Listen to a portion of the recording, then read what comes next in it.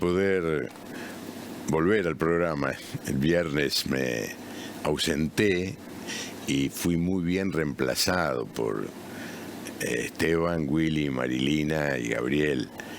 Y no he recibido muchas reacciones. No leí, dicen que llegaron muchísimos mensajes.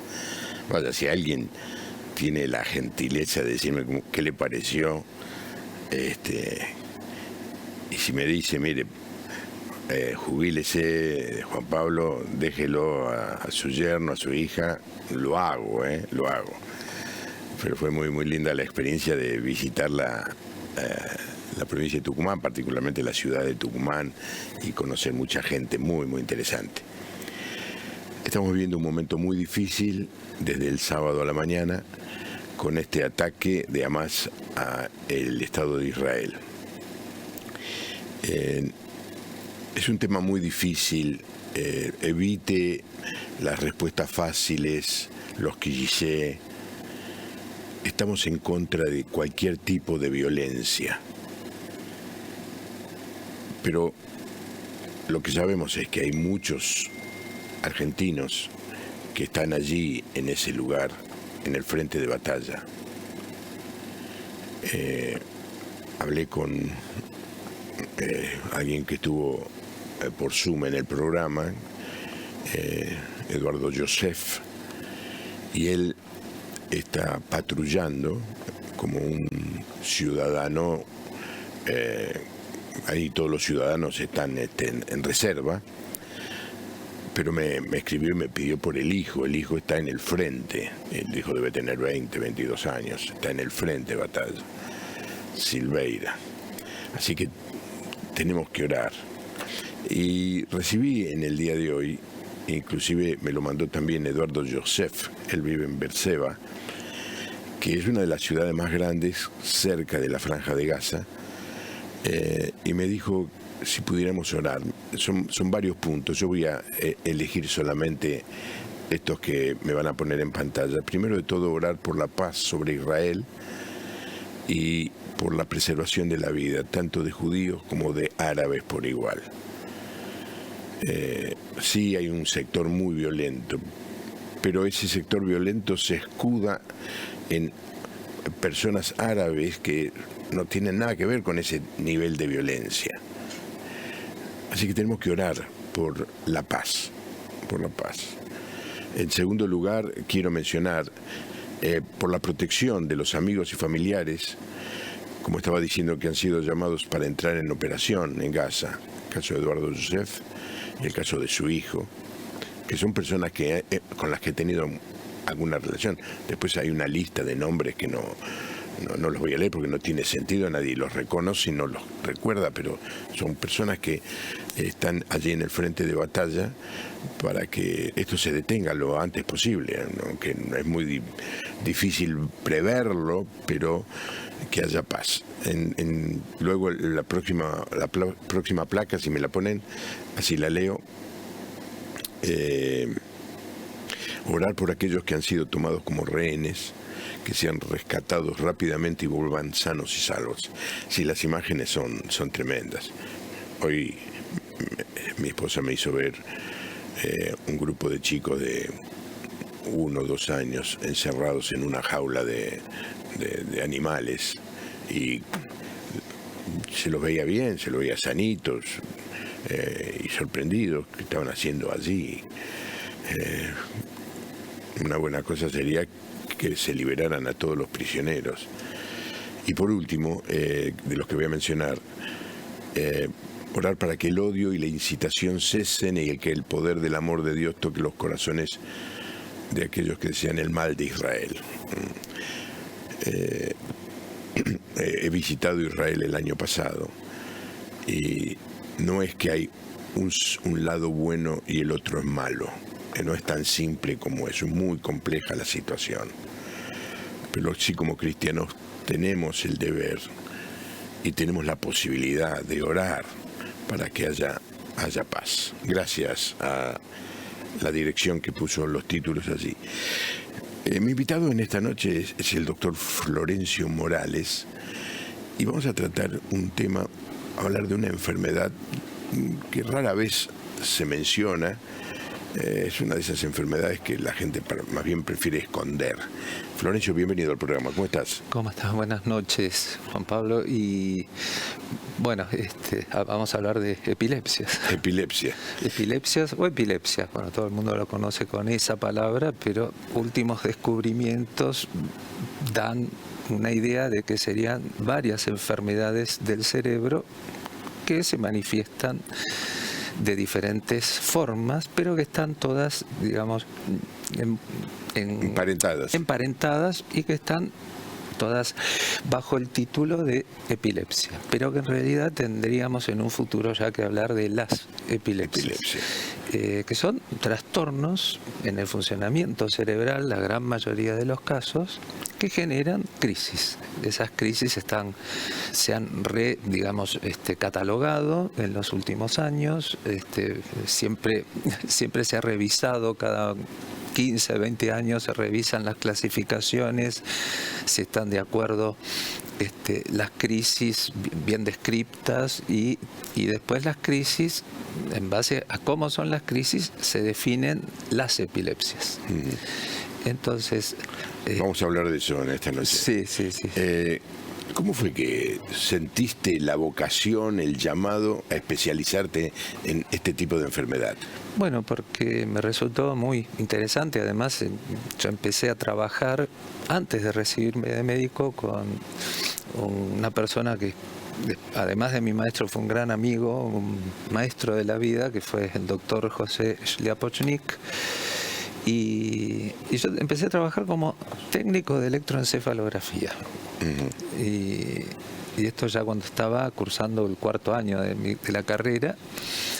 Y bueno, yo creo que aprendí electroencefalografía antes de recibirme de médico. O sea, y obviamente la finalidad o digamos el objetivo de la electroencefalografía es el diagnóstico y el seguimiento de las epilepsias.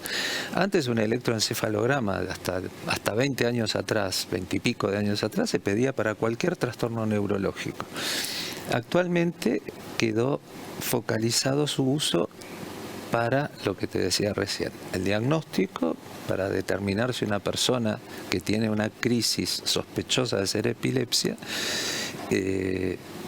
realmente en su cerebro, que es lo que se analiza con el electroencefalograma, la función cerebral, si en ese cerebro se encuentran alteraciones muy características que pueden ser distintas, hay varias formas de alteraciones. Y en base a eso, a la correlación entre lo que sufrió el paciente clínicamente, o sea, nosotros hablamos de lo clínico, el síntoma, con lo que aparece en el electroencefalograma, uno ya puede definir que esa persona sí tiene una epilepsia, pero antes se utilizaba para quien sufría cefaleas, quien sufría una enfermedad de Parkinson, y realmente el electroencefalograma en estos casos no tiene ningún tipo de utilidad. De utilidad, pero sí para la... Sí, en las epilepsias, y hay varias formas de electroencefalograma, además del electroencefalograma convencional que se puede hacer en un consultorio común, que tiene 2 o 3 pruebas.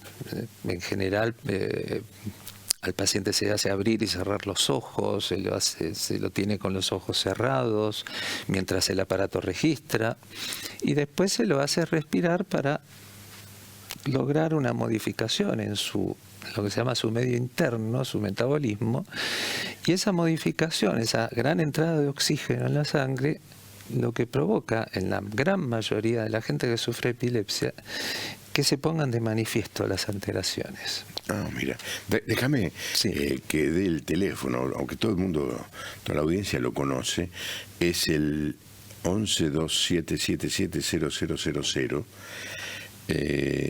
y para aquellos que son televidentes de otro país que no sea la Argentina, más 549 1127770000. Esta es una enfermedad que asusta. Sí. Me acuerdo cuando yo era adolescente, le estaba contando a Florencio, cuando era adolescente solía asistir a la iglesia a alguien que de golpe tenía un ataque, o tenía un ataque en el colectivo, tenía un ataque en la calle, y la verdad que no se sabía qué hacer. Me acuerdo que llamaron al policía y el policía dice, yo no tengo la menor idea qué puedo hacer. Pero estoy hablando cuando yo era adolescente, ¿no? Y actualmente puede pasar que sí, que haya gente que no sabe qué hacer frente a alguien que cae. Por ejemplo, yo no sabría qué hacer. Lo elemental, si alguien cae con la famosa crisis que se llama tónico-clónico, ¿por qué? Por las manifestaciones, porque tiene una manifestación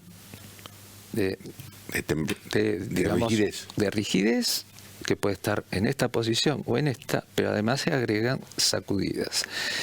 Y puede morderse la lengua, puede salir espuma por la boca, puede no respirar en ese momento. Es parte de la crisis eso.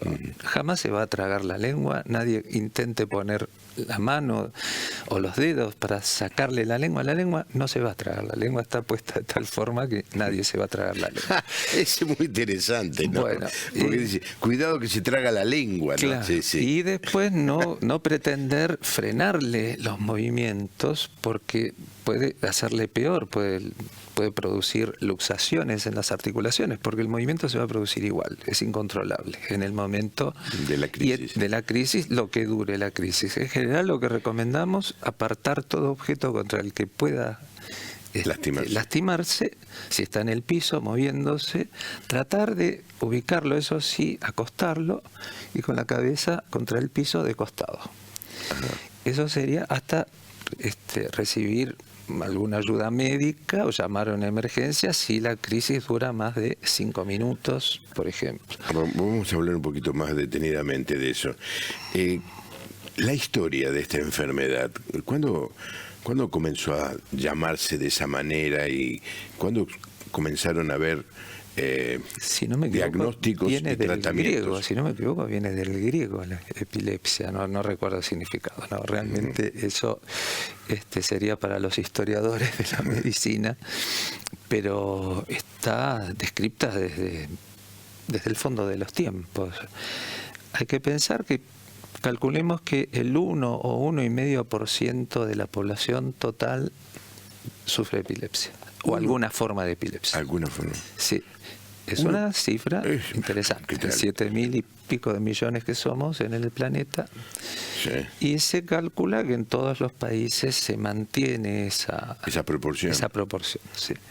Con medio punto menos, un puntito más, eso dependerá de cada lugar. Pero ¿cuándo la medicina moderna, no? No sé cómo haría en la época de los griegos, allí en los centros de salud, visité el centro de Esculapio allí en Pérgamo, tenía más que ver con enfermedades emocionales o de depresión. Bueno, se pensaba que tenía que ver con eso, siempre se pensó que que era una persona poseída por el demonio o que era una enfermedad sagrada, o sea, ha tenido distintas denominaciones a través de la historia. Muchos decían, no, está endemoniado, ¿no? Y lo que le está pasando es un ataque se dice una crisis mejor. Una crisis. Sí. Se decía ataques también. Sí. Bueno, en inglés se dice seizures y la traducción es ataque. Sí. Déjame que te lea unos mensajes. Sí. Gracias por el tal invitado.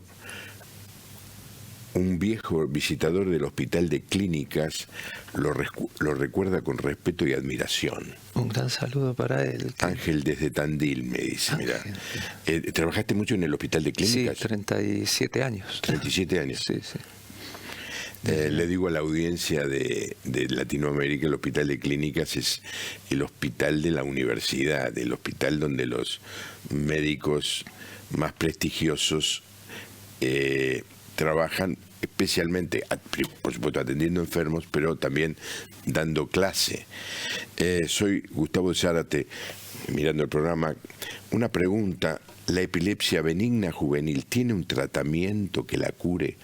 No vayamos rápido, vamos despacito, pero después le contestamos. Sí, un saludo a ¿cómo era? De Tandil, Ángel. Un saludo para Ángel. Hay otra pregunta, me van a venir preguntas de Sí, todo sí, tipo. sí. ¿Hay epilepsia sin convulsiones? Sí, por supuesto. María de Mar de Ajó. Sí. Eh, Ojo que a veces en las traducciones que se ve en internet te hablan de convulsiones y a todo le dicen convulsiones. Ojo, hay que recortar eso. a ver, ¿qué es una convulsión La convulsión epiléptica? es lo que lo que hablábamos recién. Eso. Esa crisis que la persona cae al piso puede estar precedida por un grito, pierde la conciencia. Pierde la conciencia. Ah, muy esa importante. condición fundamental. Sí. El paciente jamás se va a acordar de lo que le ocurrió. Sí. Y bueno, y sobreviene toda esa catarata de eventos. Esa es una forma de que esa manifestación está dentro de las que se llaman epilepsias generalizadas. ¿Por qué? Porque en el momento de la crisis hay una descarga anormal en todas las áreas cerebrales. Pero eso representa un 30% de los casos.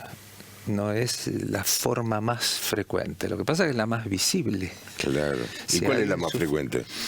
No es que haya alguna más frecuente, puede que las formas, las que se llaman crisis focales, parciales, complejas, focales o parciales, porque las nuevas denominaciones en la Sí. epilepsia hablan de lo que antes le decíamos parcial, ahora se le dice focal, porque se origina primariamente en un área del cerebro y después se transmite a otras áreas y por eso van sumándose los síntomas. Y esas son más frecuentes, porque puede haber de todo tipo. O sea, dentro de las focales hay crisis en las que la persona no pierde la conciencia y que tiene sensaciones exclusivamente, que pueden ser visuales, olfativas, de sabores, sensoriales, o sensaciones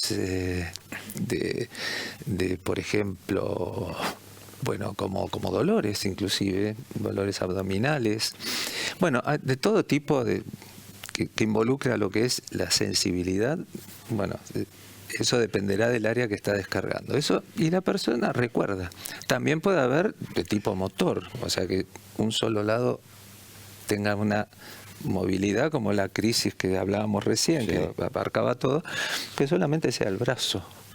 O que sea sensitiva, por ejemplo, que en un brazo tenga exclusivamente hormigueo, sensaciones de hormigueo que duran unos segundos o un minuto a más tardar y no pierde la conciencia. En cambio, después hay crisis focales en las que sí se pierde la conciencia, en que hay ausencia, es un síntoma muy particular, la persona queda como desconectada de lo que está pasando y se diferencia de otra forma de ausencia porque en las crisis focales con pérdida de la conciencia la persona hace movimientos. Esos movimientos pueden ser, los llamamos orofaciales, o sea que abarque la boca, los párpados, la cara en general, las manos.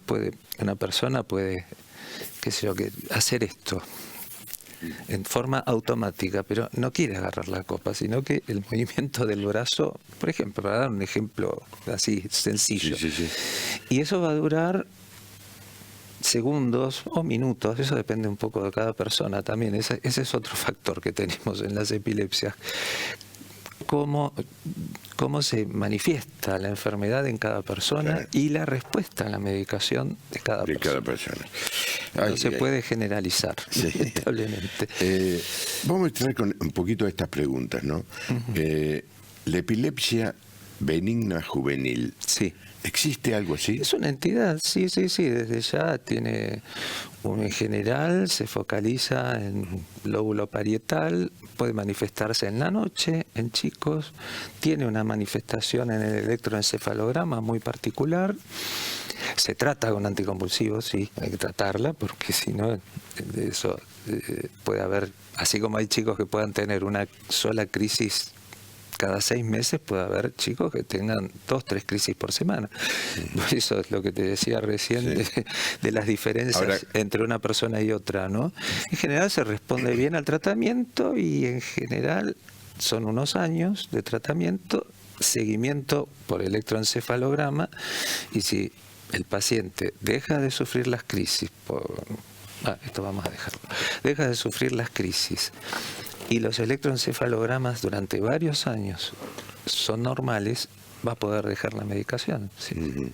Y no tiene después otra no tiene consecuencia. Es decir, sí. digamos, podemos decir, se curó. Sí, nosotros preferimos decir remisión. Se remitió, sí. Sí.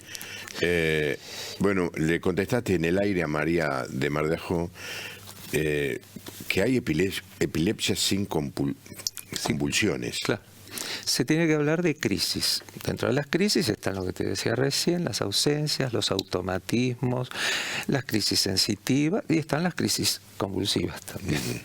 No necesariamente todo es convulsión. Es convulsión, claro. Gracias al mensaje de Alfredo Peña. Muy buenas noches. Mi nombre es Ever. A los 3 meses de edad empecé con convulsiones epilépticas limpias. No me suena. Interesante la expresión, la Sí. calificación de limpia, ya me lo vas a explicar vos. Fue debido a una insolación. Y después dice, en una parte de la Biblia se habla de un niño expulsando de su boca espuma blanca. Y él entonces hace esta pregunta del texto bíblico, si la espuma blanca era un resultado de las convulsiones. ¿Y si ese niño estaba sufriendo una convulsión? Sí, probablemente sí. Es decir, ha ocurrido un chico que está fenómeno. teniendo una convulsión puede tener... Y un adulto también. ¿Y qué es eso? Es una sobreproducción, digamos, que tiene que ver con la crisis de saliva.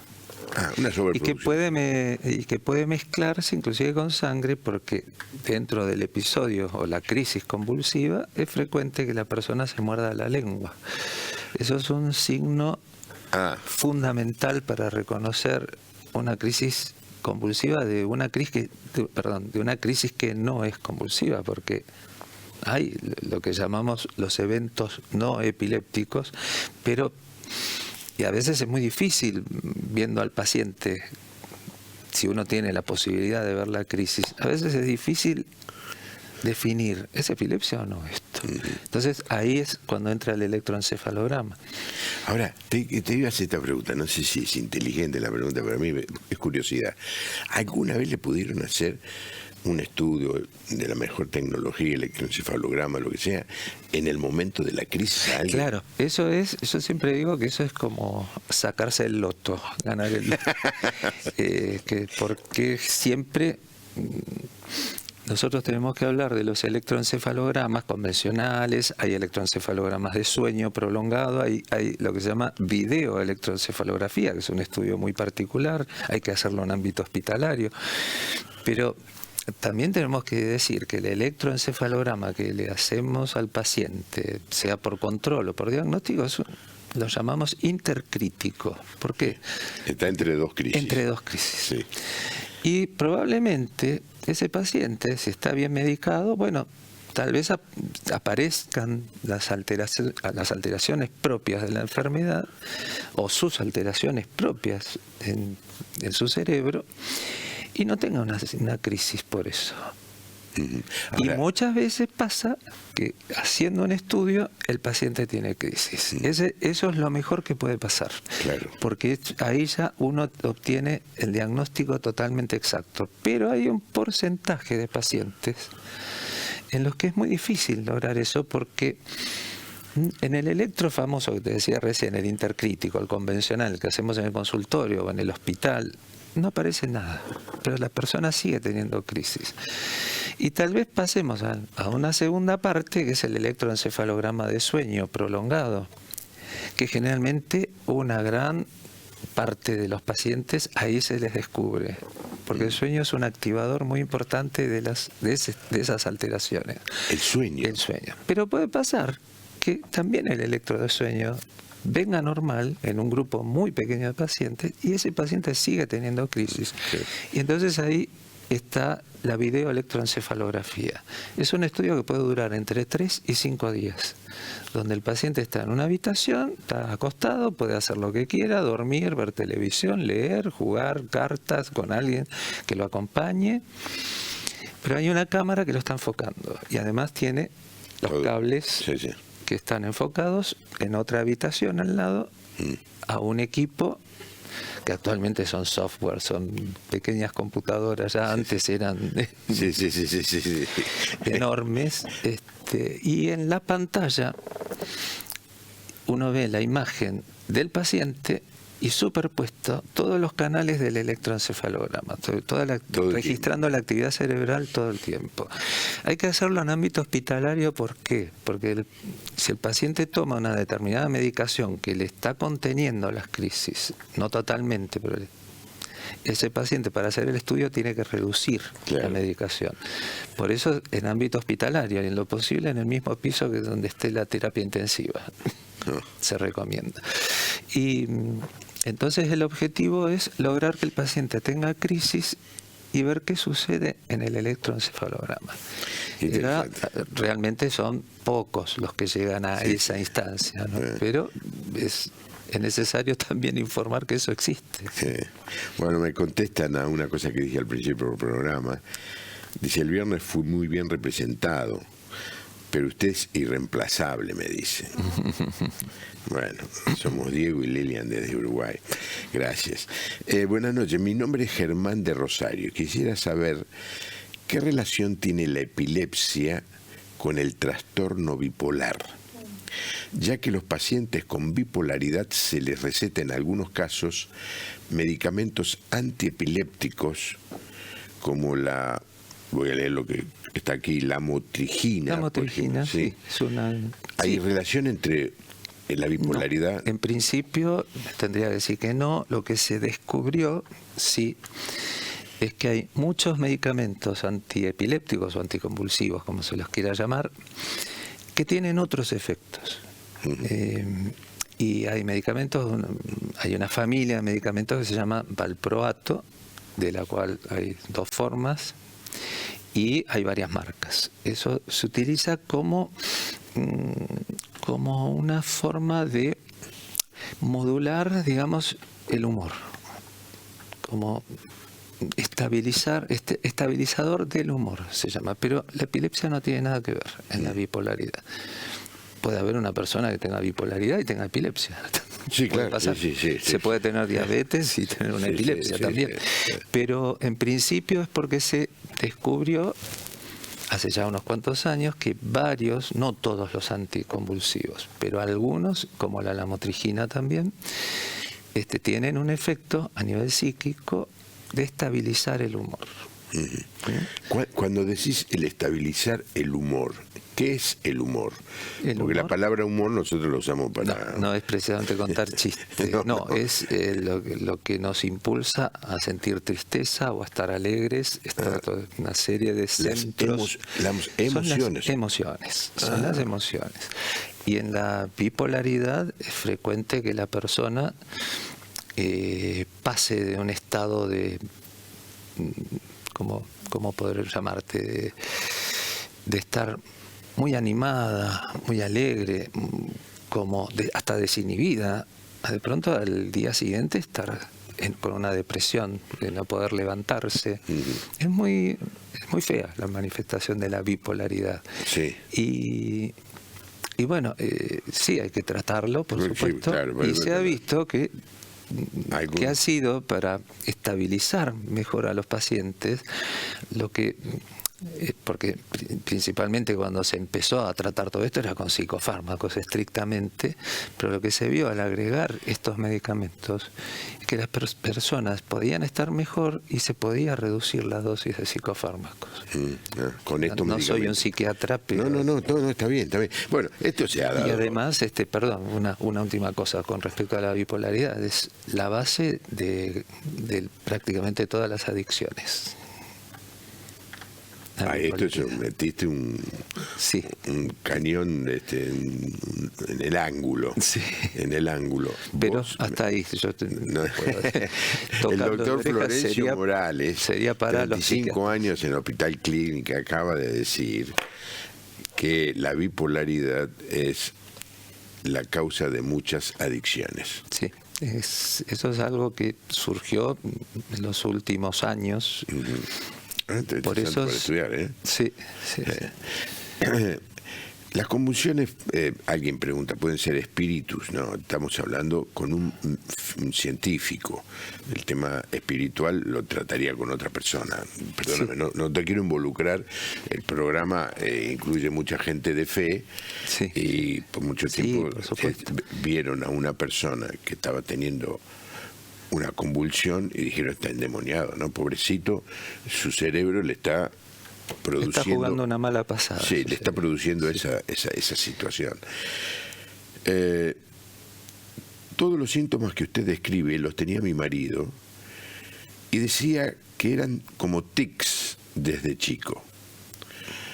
Luego, a los 53 años, le apareció un tumor en la cabeza, descubierto después de una convulsión. Nunca se medicó. ¿Eso pudo haber causado el tumor, Susana de Santa Rita? Por lo que se sabe, Susana, muy interesante la pregunta. Probablemente sí hayan sido tics, o tal vez eran... Porque a veces hay que diferenciar el tic, o el trastorno del movimiento anormal, de lo que yo les comentaba recién. Crisis que pueden ser motoras o sensitivas, y la persona está perfectamente, ve lo que le pasa, recuerda todo, que son las focales simples. Puede haber tenido una historia de eso, pero en general un tumor tiene una base, de acuerdo a lo que se sabe en los últimos años. La genética ha aportado muchísimo. Sí. Yo toco totalmente de oído en eso. Cuando yo iba a la facultad nos dijeron 2 palabras o 3 palabras sobre la genética. Existe la genética. Eso. Diciendo eso aprobabas una materia.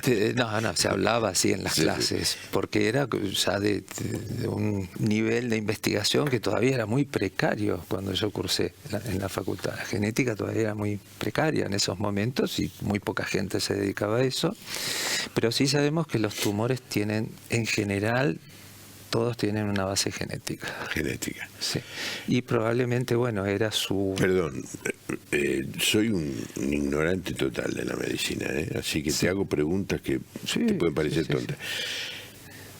El tumor es algo genético. La epilepsia, esa crisis, es un tema eléctrico, es un tema que sí. No es de una célula que se está portando mal, sino que es de... miles de millones de células pueden estar involucradas en la descarga anormal que lleva a sufrir una epilepsia. Estamos hablando de las epilepsias en donde no encontramos una causa, porque sí encontramos una alteración en la actividad cerebral con el electroencefalograma, sea el común, el de sueño o la videoelectroencefalografía. Pero hay otras causas también. Hay algunos síndromes muy particulares donde hay crisis epilépticas. Eso está descrito. Son muy minoritarios en general. Y después puede haber epilepsia como consecuencia de un traumatismo de cráneo, por ejemplo. Bueno, de hecho, hicieron una investigación, o tratamientos de investigación muy importante en todos los hospitales de guerra, por ejemplo, en Estados Unidos, en Francia, atendiendo a los heridos de guerra. Y bueno, y como secuela del daño cerebral infligido por un disparo de un proyectil, por lo que fuera un pedazo o una esquirla de una granada, de una bomba, esa lesión puede producir crisis epilépticas. Entonces, esas son epilepsias postraumáticas. También pueden ser metabólicas. Una persona que sufre diabetes, que no controla bien, a pesar de que cumpla bien en tratamiento, hay casos en que si se dispara la glucemia en sangre a niveles muy elevados, puede sufrir una crisis convulsiva perfectamente. A ver, esto es lo que le pasó. Por tóxicos también, quería agregarte eso también, sustancias tóxicas. Sebastián dice de Rosario, por un golpe en la niñez tengo hidrocefalia congénita. Cuando me vacuné del COVID, tuve convulsiones. ¿Es normal que tenga convulsiones? ¿Me tengo que vacunar o no? Qué preguntita, ahí tendremos que hacer un ateneo con epidemiólogos o especialistas en vacunas. O sea, en cuanto a las vacunas en general, todas pueden generar, potencialmente pueden generarle un efecto secundario a alguien. Sí. De hecho, bueno, alguna vez he leído una serie un documento de la OMS sobre vacunación de fiebre amarilla, por ejemplo, 400 millones de dosis aplicadas en diferentes puntos del planeta, solamente 3 fallecieron como consecuencia de la aplicación de la vacuna. Entonces el porcentaje es súper ínfimo. Sí. Pero sí existe la posibilidad. No se comprobó, por ejemplo, que la gente que sufre alguna forma de epilepsia estuviera más predispuesta a sufrir el COVID. Como se decía, que es cierto que la diabetes, el sobrepeso, las enfermedades donde está comprometida la inmunidad, lo hacía a uno mucho más, ¿cómo decirte? Se me fue la palabra, pero lo hacía como más frágil frente al COVID. Pero que haya sufrido una crisis, bueno, puede ser una reacción muy particular de su organismo frente a la vacuna, algo inusual. Mira, aquí hay una pregunta muy interesante de una mamá. Dice, a mi hijo le diagnosticaron epilepsia hace 2 años. Hoy tiene 17 años. Toma divalproato de sodio, 500 miligramos, 4 pastillas diarias y aún así tiene crisis.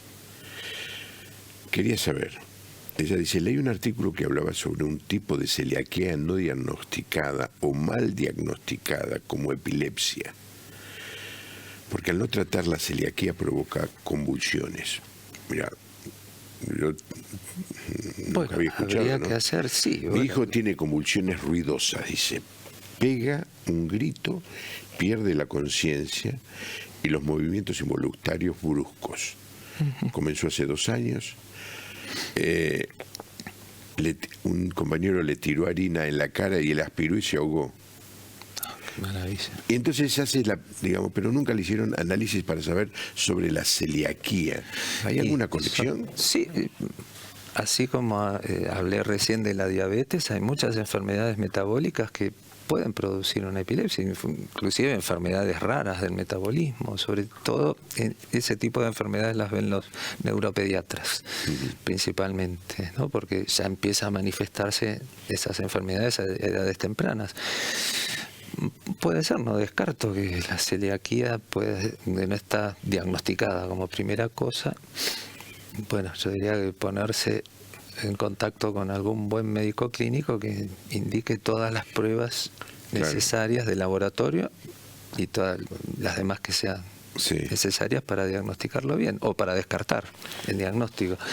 En ese caso, bueno, habrá que pensar que es una epilepsia sin una causa definida, como son la mayoría de los casos, ¿no? Vos mencionaste en un momento en el año 70 como un momento en que empezó a haber un progreso muy sostenido de esta ciencia. La epileptología, sí, que arrancó la investigación seria, digamos. Ya había empezado previamente, pero con mejores armas para estudiar. No olvidemos que el electroencefalograma era como un bicho raro en la medicina. Era una habitación como esta para el paciente en medio de toda lo que se llamaba la jaula de Faraday, todo de hierro, como aislante. Y en la otra, una habitación al lado, el equipo, bueno, era como... ¿Cómo se llamaba el personaje que aparecía en las... Flash Gordon, pero el Flash Gordon de los años 30, que las naves se manejaban con esas viejas llaves, palancas, bueno, era así, eran válvulas, eran valvulares. Entonces hay que ver que el equipo tiene que amplificar esa señal, porque los cables que a uno le colocan en la cabeza son como antenas de una radio, y después el equipo amplifica y genera a través de un mecanismo muy particular, que las agujas del equipo, que pueden ser 8 o 16 según el aparato, dibujen una determinada frecuencia que es la representación de la actividad cerebral. Sí. Bueno, eso arrancó recién en los fines de los años 20 en Alemania. Su descubridor se llamó Hans Berger y fue perseguido por el nazismo. Hans Berger. Pero hubo gente que tomó eso y siguió investigando, pero eran como, ya te digo, como eran los equipos, el costo, no me quiero ni imaginar lo que sería el costo, claro, de tener un electroencefalógrafo. Hoy y te después, lo hacen con un aparatito. Claro, es un software, actualmente en una notebook. En una notebook. Claro. Lo que revolucionó a estos equipos fue la aparición de los transistores. Claro. Y los circuitos integrados. Si quieren yo doy una clase sobre eso, porque yo soy técnico en mecanismos electrónicos, mi título de la escuela secundaria. Bien. Pero soy viejo, entonces mucho del estudio lo hice en base a válvulas. Claro. Y cuando me estaba yendo de la escuela es cuando llegó el transistor. Y revolucionó todo. El transistor es un elemento de museo también hoy, porque después vinieron los chips integrados, los circuitos integrados. Circuitos integrados. Actualmente donde, ni sé qué hay. Ahora no sé, uno sabe, en menos de lo puntito del dedo hay todo un conocimiento, una información increíble. ¿Quién iba a pensar que toda una discoteca podía estar encerrada en un aparatito de este tamaño? Sí, claro. Sí. Grande mi querido amigo, el doctor Florencio Morales. Soy Rubén Molina desde Misiones. Rubén, un gran saludo para Rubén. Mira, te encontré un amigo. Pregunta, la presión de la vida actual. Vamos, que estamos en un momento de algún tipo de presión, ¿no? Sí. O el estrés excesivo puede traer convulsiones. Yo lo que le digo siempre a mis pacientes, sí, puede ser un factor en una persona que ya sufre epilepsia. Puede ser un factor predisponente, pero tampoco es matemático. No. Y si alguien sufre varias veces crisis epilépticas, algún paciente mío sufre crisis epilépticas en medio de situaciones de estrés o de gran ansiedad o tensión, hago una revisión del tratamiento. Significa que el tratamiento no está siendo eficaz. Porque un tratamiento eficaz, o con un tratamiento eficaz, esa persona no tendría que sufrir crisis. Por más que esté en la situación peor que pueda estar. Sí. Qué sé yo, estar prisionero en Auschwitz, por ejemplo.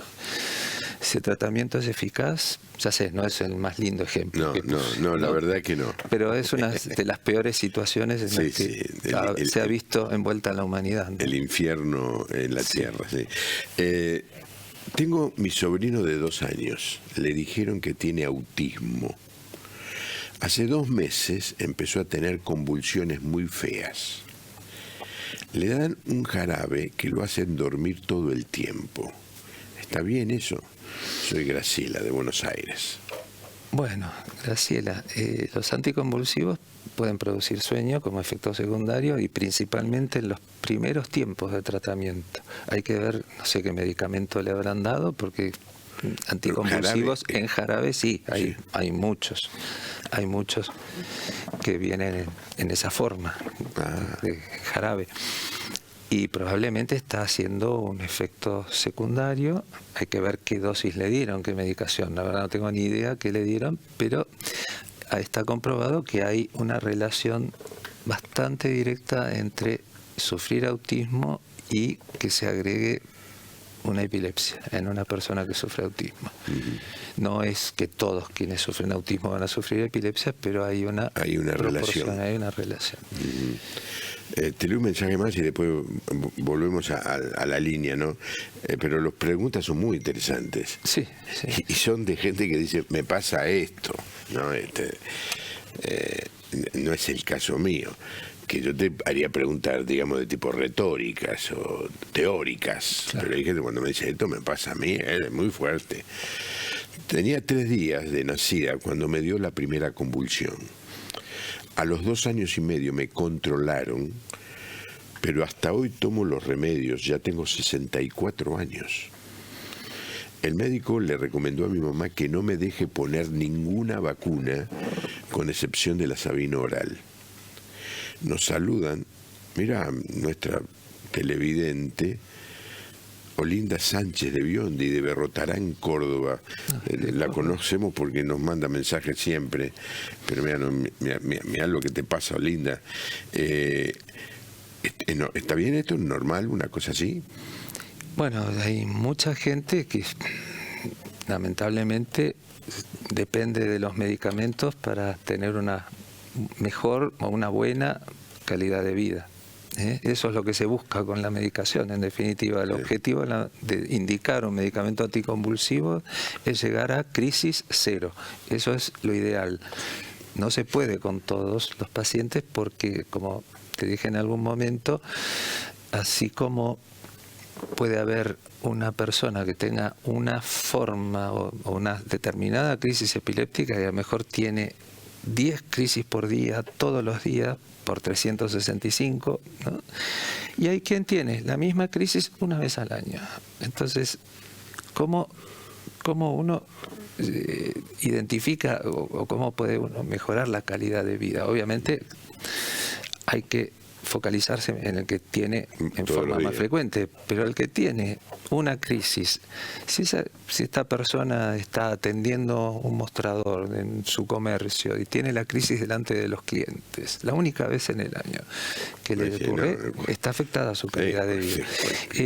Pero con respecto a lo de esta señora de Berrotarán, sí, lamentablemente, al no existir una droga antiepiléptica ideal, que está definida, la droga antiepiléptica ideal está definida, pero no existe todavía, se han perfeccionado a través de los años, han ido apareciendo, sobre todo a partir del año 90, nuevas drogas que dieron una mejor capacidad, una mejor eficacia, pero no a todo el mundo.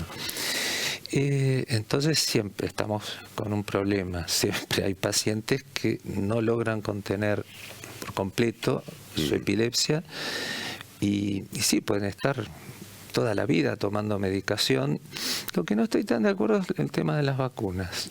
Puede ser que eso se lo hayan dicho en otras épocas en que había... Y bueno, a ver, ella nos dice que tiene 64 años y le vino esto a los 3 días, o sea, hace 64 años.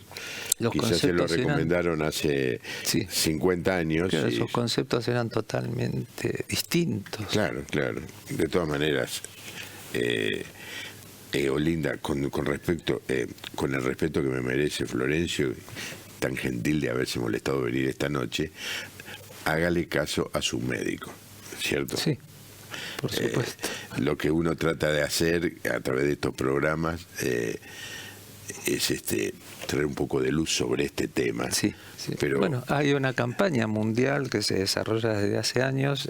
Existe una Liga Internacional contra la Epilepsia y un Buró Internacional. Son dos entidades a las que, bueno, por ejemplo, la Asociación de Lucha contra la Epilepsia, donde yo estoy desde el año 82, está asociada al Buró y abarca distintas asociaciones que estudian la epilepsia o que hacen acción social en todos los países del mundo. Y bueno, desde hace unos 20 años existe la campaña Sacar a la epilepsia de las sombras. Sí. Sí, es muy importante. Y esto saca, de un reportaje como esto saca la epilepsia. Claro, claro, ese es uno de los propósitos, porque no sé por qué en el transcurso de la historia de la humanidad hay algunas enfermedades que, ay, mira, tengo un ataque cardíaco, me da cierto... está bien, mira, pobre, ¿no? Pero si digo, tengo una epilepsia, no la digo, la escondo. Es ese prurito, es una tontería, pero existe y lo bueno es poder conversarlo.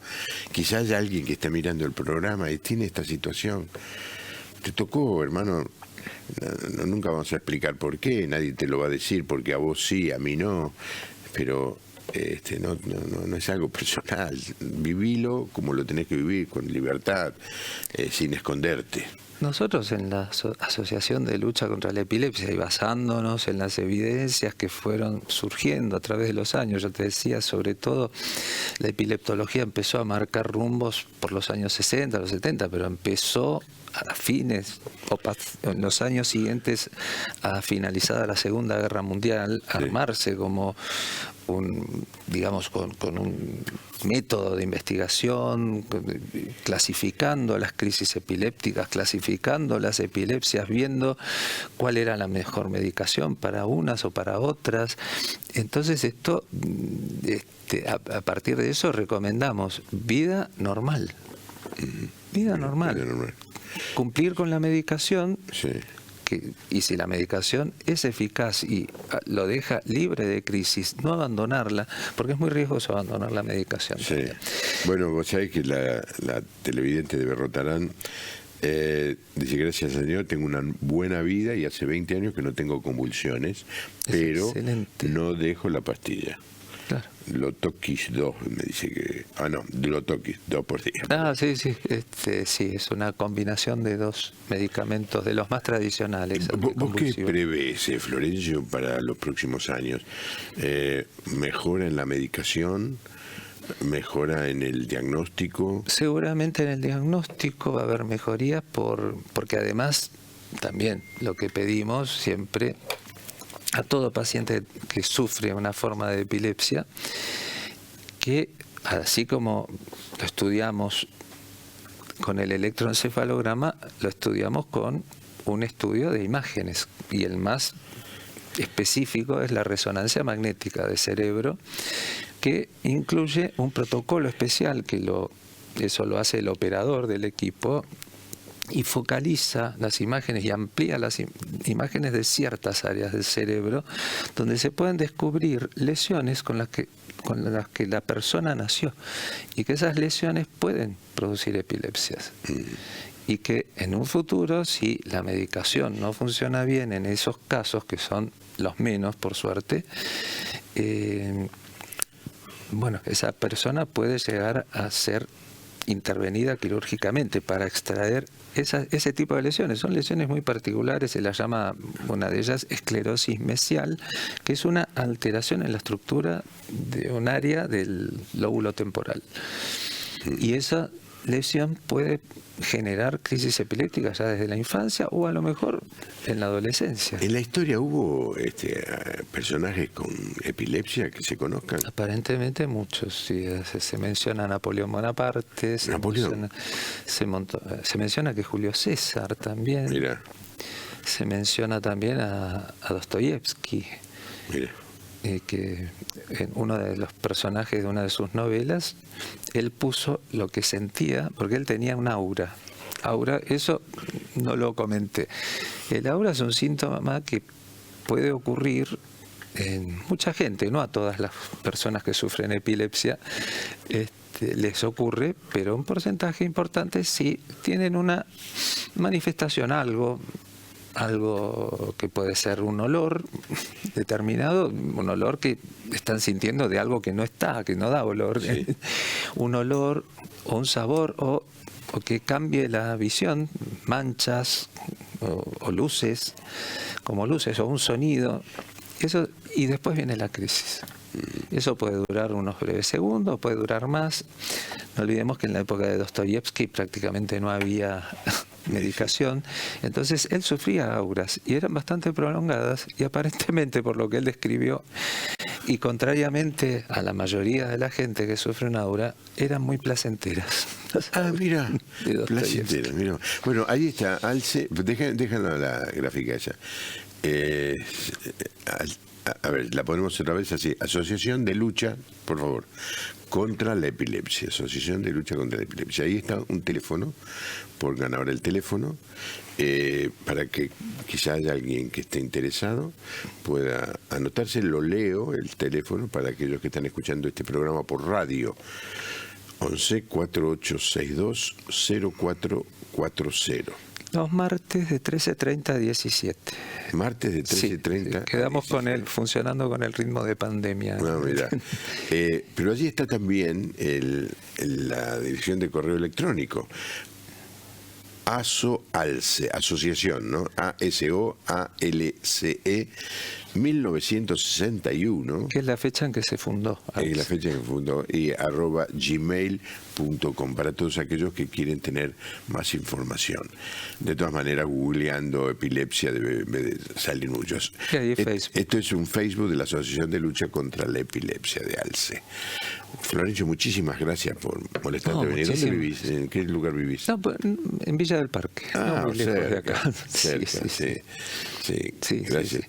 Gracias por convocarme, por sacar a la epilepsia de las sombras. Sí, hagámoslo. Y quedan muchas cosas por decir. Capaz que me imagino. He tenido que resumir. Bueno, no te Pero hay esperanza. Hay esperanza. La medicina ha avanzado. Otra vez le digo, no te escondas, busca ayuda. Allí está la asociación, la lucha contra la epilepsia, que te van a dar una mano. El próximo viernes, como todos los viernes, vamos a tener el musical a las 8 de la noche, pero el 20 va a ser con público. Vamos a hacerlo aquí en el auditorio de la Iglesia de la Puerta Abierta y vamos a estar 2 horas cantando. Hay que llegar temprano. Y me dicen, los primeros que nos llaman, dicen, mira, citamos a las 8, dicen, la gente va llegando 8:20. No, este es un programa de televisión. A las 8 tengo que empezar el programa. Y va a estar el coro de la iglesia, va a haber otros participantes muy interesantes, pero lo más importante es invitar a la audiencia que está cerca de la capital federal a que haga planes, que haga las previsiones para estar con nosotros el viernes 20 de octubre. Espero que le haya interesado, servido, alertado este programa. Nos encontramos mañana. Que Dios le bendiga.